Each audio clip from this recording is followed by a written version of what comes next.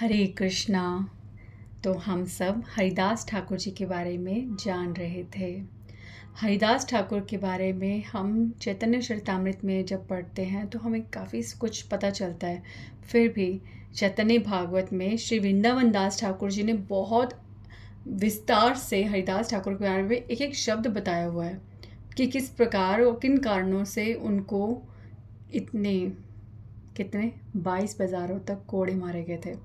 तो ये जो कथा है हरिदास ठाकुर की डिटेल में सुननी चाहिए। हरिदास ठाकुर की इस कथा को सुनने से हमारे बहुत पापों का नाश होता है और हम इंस्टेंट श्री कृष्ण के चरणों में भक्ति प्राप्त करते हैं।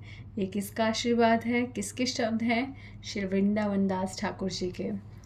तो हरिदास ठाकुर जी ने बताया कि भगवान से संबंध जिसका होता है वो किसी को भी ईर्ष्या से नहीं देखता, ठीक है। वो सबको प्रेम से दिखता है।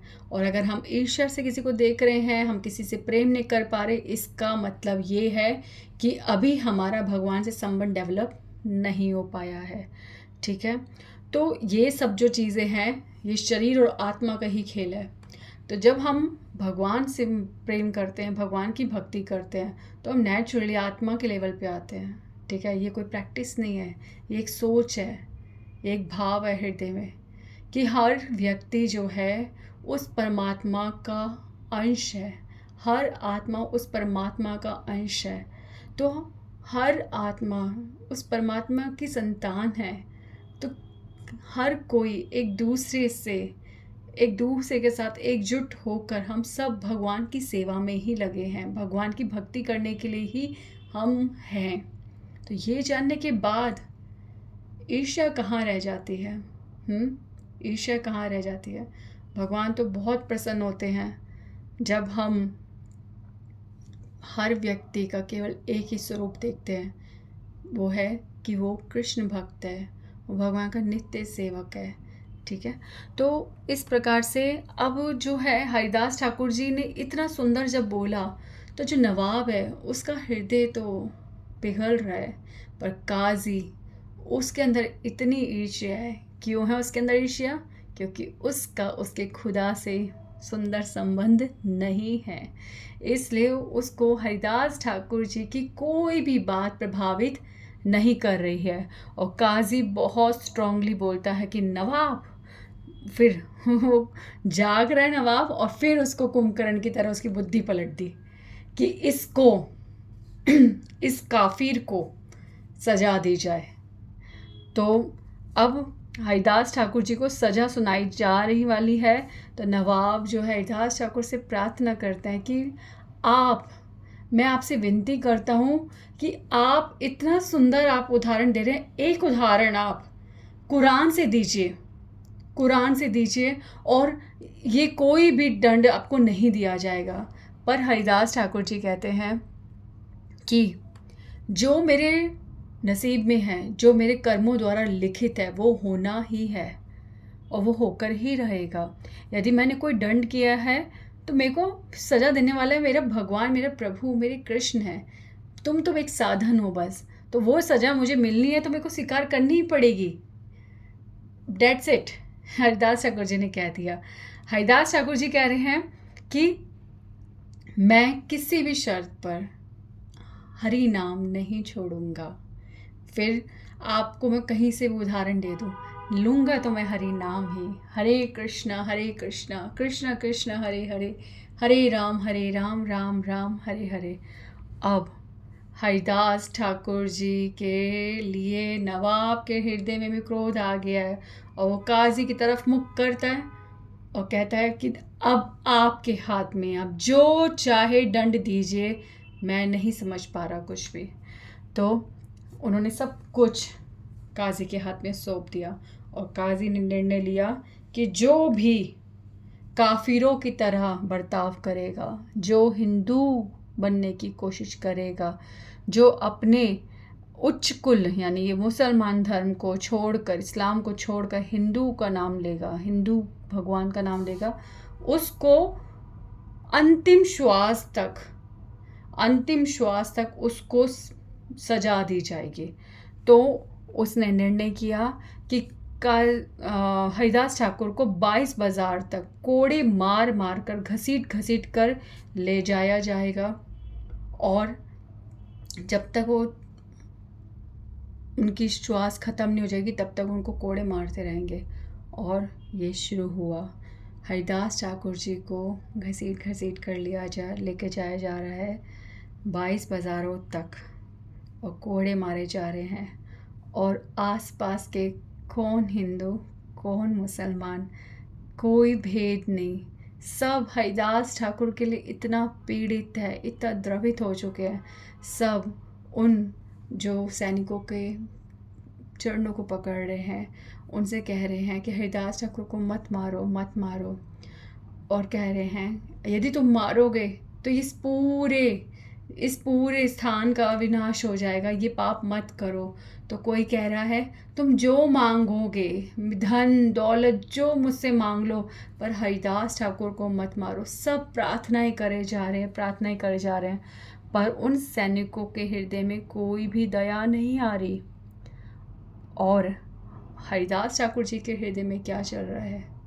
उनके होठों पर निरंतर हरे कृष्ण महामंत्र चल रहा है, और हृदय में केवल केवल केवल एक प्रार्थना चल रही है कि हे कृष्ण, मेरे कारण से इन व्यक्तियों को जो मुझे कोड़े मार रहे हैं, उन्हें कोई सजा ना मिले, ना आपके द्वारा ना नवाब के द्वारा। देख रहे हो, ये होता है भक्त। हरिदास ठाकुर जी जानते हैं कि इसका भौतिक परिणाम भी बुरा है और आध्यात्मिक परिणाम भी बुरा है।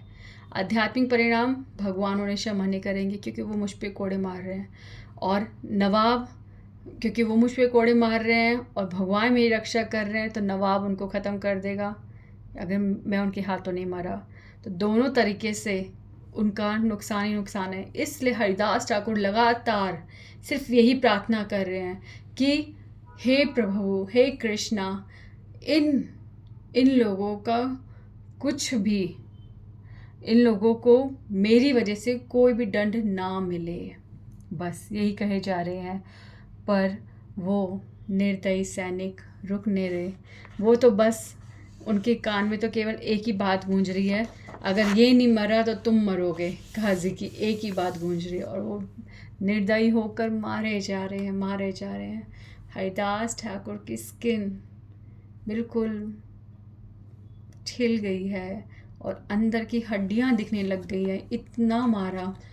और वो देख रहे हैं कि कोई साधारण व्यक्ति होता तो 1 और 2 बाजार तक मार खाते खाते मर जाता, पर ये हरिदास ठाकुर जी ये किस प्रकार से बने हुए, यहाँ तक कि इनका शरीर के अंदर का सब अंग अंग दिख रहा है, हड्डियाँ दिख रही हैं, फिर भी ये कोई पीड़ित नहीं दिख रहे। इनके चेहरे को देख के लग ही नहीं रहा कि इनको कोई पीड़ा हो रही है। इनके मुख से एक श्वास में भी हरे कृष्ण महामंत्र नहीं रुक रहा। ये कैसे संभव है? और वो हरिदास ठाकुर जी के चरणों में प्रार्थना करते हैं कि आपकी वजह से अब हमारी मृत्यु निश्चित है। हरिदास ठाकुर जी कहते हैं कैसे, क्यों? चिंता मत करो, मेरे प्रभु मेरी वजह से तुम्हें दंड नहीं देंगे। सैनिक कहते हैं आपके प्रभु तो हमें क्षमा कर देंगे क्योंकि आपने मांग ली, पर क्योंकि आप हमसे नहीं मर रहे, पर हम नवाब के हाथों से इस वजह से नहीं बच पाएंगे। काजी हमें अवश्य दंड देगा, हमारी मृत्यु निश्चित है। तो हरिदास ठाकुर जी कहते हैं तो यदि मैं मर जाऊं तो तुम्हारी मृत्यु नहीं होगी, तुम बच जाओगे। सैनिक कहते हैं दुर्भाग्य की बात यही है कि यदि आप मर जाओगे तो हमारा जीवन सुरक्षित हो जाएगा। तो हरिदास ठाकुर जी कहते हैं ये लो देखो मैं कैसे मरता हूँ। और हरिदास ठाकुर जी उसी समय उसी क्षण समाधि ले लेते हैं और ऐसे निश्वास हो जाते हैं कि सैनिक हैरान कि अभी तो हमसे बात कर रहे थे और अब ये तो मृतक के समान पड़े हुए हैं, एक सांस भी नहीं इनकी आ रही, इनकी धड़कनें रुक गई है, ये कैसे हुआ चमत्कार। पर वो देखते हैं हरिदास ठाकुर मर चुके हैं। हरिदास ठाकुर जी का शरीर ले जाकर वो नवाब के पास पहुंचते हैं। काजी देखकर बहुत प्रसन्न होता है और नवाब कहते हैं कि इन्हें दफन कर दो, पर काजी कहता है नहीं, नवाब ये आप क्या कह रहे हैं? इस काफिर को अगर हमने दफन किया तो इसे जन्नत मिल जाएगी। दफन होने से इसके समस्त पाप नष्ट हो जाएंगे, इसलिए इसे दफन नहीं किया जाए। इसका वही हाल होना चाहिए जैसे हिंदुओं का होता है। हिंदुओं को गंगा जी में बहाया जाता है और वो अनंत काल तक अपने क्या बोलते हैं, पापों को भोगते रहते हैं। इसलिए इसको भी गंगा जी में बहा दिया जाए। देखते हो क्या सोच होती है, क्या सोच है कि हमारी अस्थियां जो गंगा जी में विसर्जित की जाती है, वो उनके हिसाब से ये है कि गंगा जी में विसर्जन मतलब कि हम पापों में, मतलब हम पाप शरीर लेते रहेंगे, हमारे पाप खत्म नहीं होंगे, हम भोगते रहेंगे, हम मर रहे नहीं है। मतलब हमें शरीर मतलब जो भी उनके हिसाब से हमें स्वर्ग जन्नत जो भी है वो प्राप्त नहीं होता। तो ये सोच उनकी होती है। हाँ, तो अब वो हरिदास ठाकुर जी को उठाकर गंगा जी में फेंक देते हैं। अब हरिदास ठाकुर जी गंगा जी की प्रवाह के साथ बहते बहते आगे चले गए। हरिदास ठाकुर जी की स्थिति अभी भी वही है जैसे प्रहलाद महाराज की है। प्रहलाद महाराज जी किसी भी बुरी से बुरी परिस्थिति में भगवान के दर्शन से विमुख नहीं होते थे। उन्हें प्रत्येक क्षण भगवान के दर्शन होते थे, इसलिए वो हर पीड़ा को सहन करते रहे। उसी प्रकार हरिदास ठाकुर जी भगवान के इतने परम भक्त हैं। गौरांग महाप्रभु का वास हरिदास ठाकुर के हृदय में है। ऐसे परम भक्त सदैव भगवान के दर्शन करता है।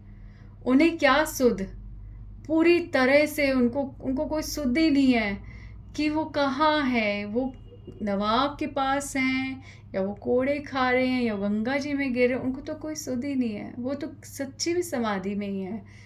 पर यहाँ पर भगवान लीला करते हैं। भगवान हरिदास ठाकुर के शरीर में अपनी शक्ति का प्रदर्शन करते हैं और इतने भारी हो जाते हैं, इतने भारी हो जाते हैं कि जब गंगा जी में बस फेंकने का समय आता है तो सैनिक इतना बल लगाते हैं कि हरिदास ठाकुर को फेंक ही नहीं पाते हैं। हाँ, भगवान बहुत खेलते हैं। और कुछ समय बाद फिर भगवान जब लीला से उन्हें मतलब लीला रोकते हैं, तब जाकर वो सैनिक बड़े परिश्रम से हरिदास ठाकुर जी को गंगा जी में फेंकते हैं। अब गंगा जी के प्रवाह के साथ हरिदास ठाकुर जा रहे हैं और भगवान कृपा करते हैं लीला का प्रदर्शन आगे करने के लिए, अपने भक्त की विजय करने के लिए भगवान हरिदास ठाकुर को फिर से चेतना देते हैं। और हरिदास ठाकुर बिल्कुल रिफ्रेश, एकदम ट्रांस में दिव्य रूप लेकर अपनी चेतना में आते हैं और गंगा जी के प्रभाव के बिल्कुल विपरीत बाहर निकलते हैं, घाट पर आते हैं और अपने आप को फिर उसी स्थान पर पाते हैं जहाँ से उनको फेंका गया था, उसी स्थान पर। और जब वो बाहर आते हैं तो वह फिर से हरि नाम की धुन में है, हरि नाम करे जा रहे हैं, हरे कृष्ण महामंत्र करते जा रहे हैं और सब लोग उन्हें देख रहे हैं, पर उन्हें कोई सुध नहीं है।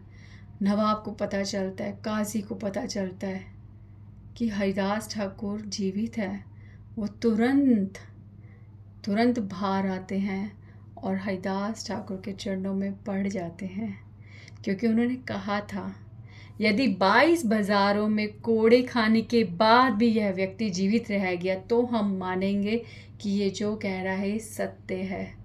और भगवान ने यह प्रूफ करा कि जो भक्त होता है उसकी वाणी स्वयं हरि की वाणी है।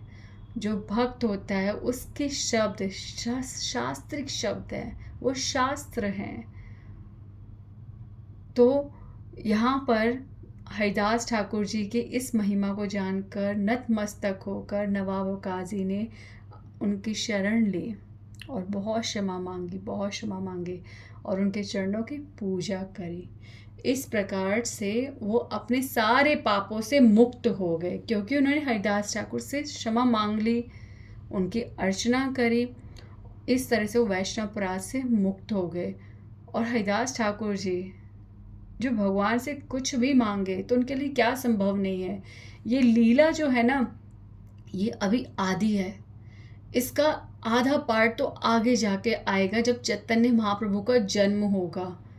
जब चैतन्य महाप्रभु अपनी महाप्रकाश लीला करेंगे तो इस लीला का आधा सत्य जो नहीं दिख रहा, वो चैतन्य महाप्रभु अपने मुख से दिखाएंगे, मुख से बताएंगे और फिर दर्शन कराएंगे। तो हरिदास ठाकुर जी कितने कितने भगवान के करीब हैं और कितने इम्पोर्टेंट हैं। उनका चैतन्य लीला में कितना बड़ा भाग है, ये सब चैतन्य महाप्रभु मुख से उनकी गुणगान करके बताएंगे। तो इसलिए अभी तो ये है, ठीक है।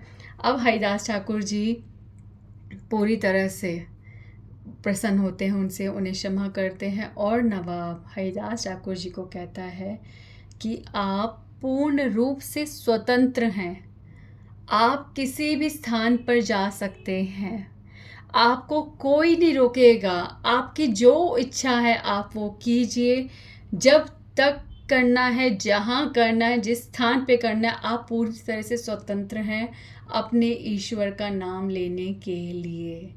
ये था नवाब ने हरिदास ठाकुर को सम्मान जिस प्रकार से दिया। तो हरिदास ठाकुर जी की ये लीला सुनने से हृदय में भक्ति जागती है और हमारे आध्यात्मिक और भौतिक दोनों कलेशों से हम मुक्त होते हैं। तो ये किसका आशीर्वाद है? श्री वृंदावन दास ठाकुर जी का। इसके बाद एक और छोटी सी कथा आती है। अब क्या होता है, हरिदास ठाकुर जी वापस फुलिया गांव में आते हैं और सारे ब्राह्मण सब लोग हरिदास ठाकुर जी को स्वस्थ और फिर से देखकर इतने प्रसन्न होते हैं और खूब कीर्तन करते हैं। और हरिदास ठाकुर जी उस कीर्तन में खूब नृत्य करते हैं और सात्विक भाव उनमें प्रकट होते हैं, जिसका दर्शन सब लोग करते हैं। अब हरिदास ठाकुर जी जो है वो सबको बोलते हैं कि आप अब किसी प्रकार से चिंता ना कीजिए, जो नवाब है और जो काजी है वो पूरी तरह से सहमत हैं और कोई बात चिंता की नहीं रह गई है। और रही बात कि मेरे साथ जो हुआ वो दुखी होने की कोई बात नहीं थी। हरिदास ठाकुर जी कहते हैं यहाँ पर कि जब मैं नवाब के सभा में गया था और वो भगवान के बारे में जो अपशब्द बोल रहा था, जो भगवान का तिरस्कार कर रहा था, वो सब मैंने अपने कानों से सुना और मैंने उसका कोई विरोध नहीं किया। इस कारण से ही मुझे वो कोड़े पड़े। मेरी सज़ा तो इससे भी भयंकर होनी चाहिए थी, ये तो बहुत कम थी कि मैं भगवान के बारे में सुन कैसे गया। देख रहे हो, ये होते हैं भक्त, ये होते हैं भक्त। हमारे साथ जो भी हो रहा है उसे किस प्रकार से हम भगवान से जोड़ सकते हैं। अगर हम उसमें 1% भी भगवान का दोष ना देखें, अपने कर्मों का फल देखें, अपना आचरण हमारा जो भी रहा है उसका परिणाम समझकर उसे स्वीकार करें, तो भगवान बहुत बहुत प्रसन्न होते हैं हमसे ऐसे व्यवहार से। ये व्यवहार हमारे अंदर नम्रता लाता है। पनिशमेंट तो मिलेगी ही मिलेगी, स्थिति नहीं बदलने वाली, जो होना है वो होना है, पर सुंदर चीज़ ये है कि हम उसे किस प्रकार स्वीकार कर रहे हैं, प्रसन्न होकर, दुखी होकर या उसे संघर्ष करके। ठीक है, तो हमारी मानसिकता कहाँ पे लगी हुई है, हम उससे फ़ायदा ले रहे हैं या उससे और अपनी पीड़ा बढ़ा रहे हैं, ये हम पर निर्भर करता है। सत्य है ये कि जो हर सुख हर दुख को भगवान से जोड़ दे, वो आपको केवल भक्ति और प्रसन्नता देता है। तो इस प्रकार हरिदास ठाकुर ने हर चीज़ को कितना सरल करके सब अपने ऊपर ले लिया, अपने प्रभु पर कोई दोष नहीं डाला। अब हरिदास ठाकुर जी जो है वो जो फुलिया गांव में जो वो नवाब था, जो काजी था, और जिन लोगों ने हरिदास ठाकुर के प्रति ईर्ष्या की थी, भगवान के प्रकोप या क्रोध के कारण उनके साथ बहुत ही विनाशकारी स्थिति उत्पन्न हुई और वो सब हो गया। अब हरिदास ठाकुर जी फुलिया से थोड़ा सा बाहर ही एक गुफा है, वहाँ पे जाकर अपना निर्विघ्न, उस निर्जन स्थान में निर्विघ्न होकर हरिनाम करते हैं और निरंतर 300,000 यानी कि 3 लाख नेम्स, हर एक 3 लाख बार हरे कृष्ण महामंत्र बोलते हैं। ठीक है, 3 लाख बार। तो इस तरह से हरे कृष्ण महामंत्र करते रहते हैं और आसपास के लोग नित्य हरिदास ठाकुर जी के दर्शन करने आते हैं और कथा सुनकर अपने जीवन में भक्ति का संचार करते हैं। तो अब सब रोज़ दर्शन करने आते हैं, पर उनके लिए बहुत कठिन सा हो जाता है। क्यों? क्योंकि वहाँ पर एक बहुत ही एक इतना बड़ा सांप रहता है जिसकी सांसों की जहरीली सांसें जो हैं उसकी, वो इतना मतलब वहाँ पे ऐसा गैसियस मतलब हो गया है वहाँ पे कि कोई भी नॉर्मल व्यक्ति वहाँ सांस तक नहीं ले पाता। यहाँ तक कहते हैं कि किसी की आत्मा भी वहाँ सांस नहीं ले सकती, शरीर तो दूर की बात। तो वो सारे जो व्यक्ति ब्राह्मण होते हैं वो एक आयुर्वेदिक जो ज्ञाता है उसके पास जाते हैं, वो पता करते हैं क्या है, तो वो बताते हैं ऐसे ऐसे वहाँ पे एक भयंकर सांप है और उसके साथ रहना हरिदास ठाकुर के लिए भी ठीक नहीं है। तो वो हरिदास ठाकुर के पास जाते हैं सारे ब्राह्मण, उसको वैद्य को भी लेकर जाते हैं और हरिदास ठाकुर के सामने अपना आवेदन रखते हैं, उनसे प्रार्थना करते हैं कि कृपया आप इस स्थान को छोड़ दीजिए। हाँ, ना हमारे लिए संभव है यहाँ आना, और यदि आपकी हम कृपा नहीं पाएंगे, हम हरी कथा नहीं सुनेंगे, तो हमारा जीवन किस प्रकार से भक्तिमय होगा, और ना ही आपके लिए सुरक्षित स्थान है। तो हरिदास ठाकुर जी कहते हैं कि ऐसा मैंने बिल्कुल भी महसूस नहीं करा। हो सकता है आपको तकलीफ़ हो रही है, पर मेरे को एक बार के लिए भी यहाँ पे तकलीफ़ नहीं हुई, मैं सत्य कहता हूँ। पर फिर भी अगर आपको यहाँ पे परेशानी हो रही है, आप यहाँ पे आ नहीं पाते, तो आप इन बातों में ना जाइए, समय बहुत कीमती है। आप हरि भक्ति में कृष्णा कॉन्शियसनेस पे ध्यान दीजिए। जो भी समस्या है वो सुबह तक सॉल्व हो जाएगी। यदि इस गुफा में वो सांप रहता है तो हम दोनों में से कोई एक ही इस गुफा में रहेगा, या तो वो सांप या तो मैं। पर अभी के लिए आप निश्चिंत हो जाइए और हरि कथा में ध्यान दीजिए।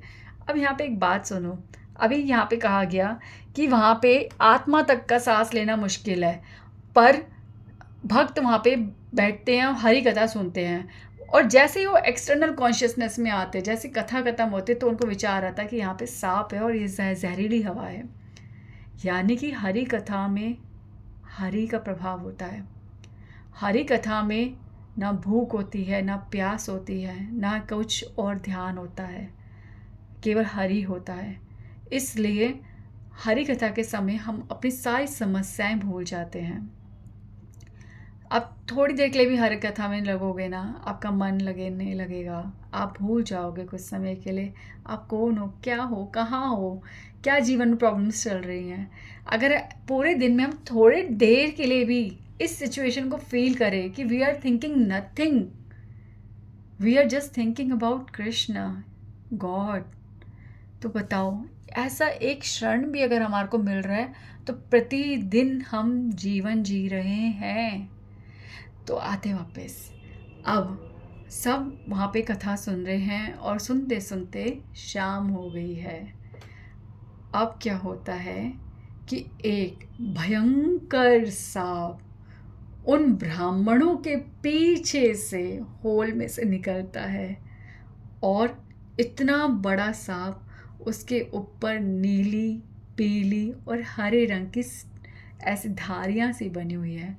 उसके माथे पर एक बहुत सुंदर चमकती हुई मणि है, और वो ऐसे स्लिथर करते हुए ब्राह्मणों के पीछे से निकल रहे हैं, और ब्राह्मण हिल नहीं पाए, भयभीत हो चुके हैं कि हिल भी नहीं सकते, कुछ कर भी नहीं सकते, केवल कृष्ण कृष्ण कृष्ण में सरेंडर होके वो केवल तमाशा देख रहे हैं, और देख रहे हैं कि वो किस प्रकार जो सांप है गुफा छोड़कर उनकी आंखों के सामने से निकल रहा है।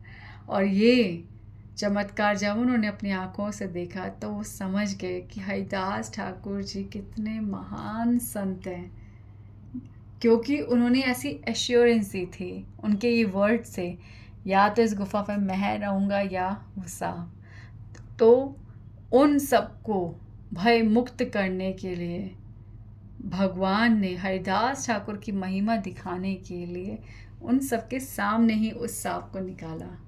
तो ये बहुत सुंदर लीला थी। क्या आप विश्वास नहीं कर रहे? अच्छा नहीं कर रहे तो मत करो। हरिदास ठाकुर जी हैं भैया, हरिदास ठाकुर जी। नाम लो एक बार, नाम नाम लेके ही भक्ति अंदर आ जाती है। अगर ये जो लीलाएं हैं ना, इनको सुनने के बाद ही हु करके ये कौन विश्वास कर रहा है, कहाँ कहाँ से प्रूफ, ठीक है करते रहो। ये चैतन्य भागवत है, ये श्री वृंदावन दास ठाकुर जी द्वारा लिखी गई है, ऐसे नहीं, ये कोई साधारण ग्रंथ नहीं है। हरिदास ठाकुर जी भगवान के पार्षद हैं। हरिदास ठाकुर जी सदैव विराजमान है जगन्नाथपुरी में। आप जाओ वो सिद्ध बुक्कुल को छू के देखो, आप जाओ हरिदास ठाकुर जी की समाधि पर, आप फील करो। हरिदास ठाकुर जी आपको सदैव आशीर्वाद देंगे। If you don't know and if you really want to believe this, ये लीला पे बिलीव करना चाहते हो, तो हाथ जोड़ के हरिदास ठाकुर से एक बार प्रार्थना करो कि हरिदास ठाकुर जी, आपको नाम आचार्य बोला गया है, आप हरि नाम के आचार्य हो, कृपया मुझ पे ऐसी कृपा करो कि मैं आपकी तरह 3 लाख नाम तो नहीं, पर जो मैं 16 माला या जो भी मैं माला करती हूँ या करता हूँ वो मैं हृदय से करूँ।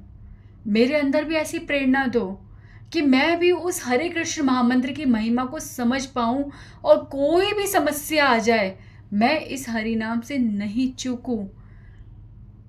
हे हरिदास ठाकुर जी, ऐसी कृपा कीजिए, प्लीज़ कृपा कीजिए, प्लीज़ कृपा कीजिए।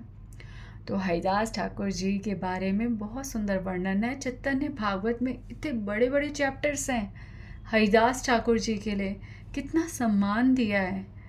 मुझे बहुत प्रसन्नता होती है कि जिस चीज़ को कभी छोटा पढ़ा और उसका विस्तार बाद में मिल जाता है।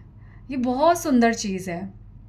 मैं चैतन्य भागवत डिस्कस इसीलिए कर रही हूँ कि चैतन्य महाप्रभु को जानना, चैतन्य महाप्रभु से प्रेम करना, यानी कि उनके नित्य पार्षदों को समझना, उनसे संबंध बनाना, इस पर निर्भर करता है। और उसके लिए हमारे पास सहायक है चैतन्य भागवत, चैतन्य मंगल, चैतन्य चंद्रोदय, ऐसे कितने ग्रंथ हैं। तो हम उनका आश्रय लेंगे और हम भी श्री गौरांग महाप्रभु के चरणों में एक प्रेम भाव महसूस करेंगे। ठीक है, सो चैंट हरे कृष्णा कृष्णा कृष्णा हरे हरे, हरे राम राम राम हरे हरे। श्री राधे।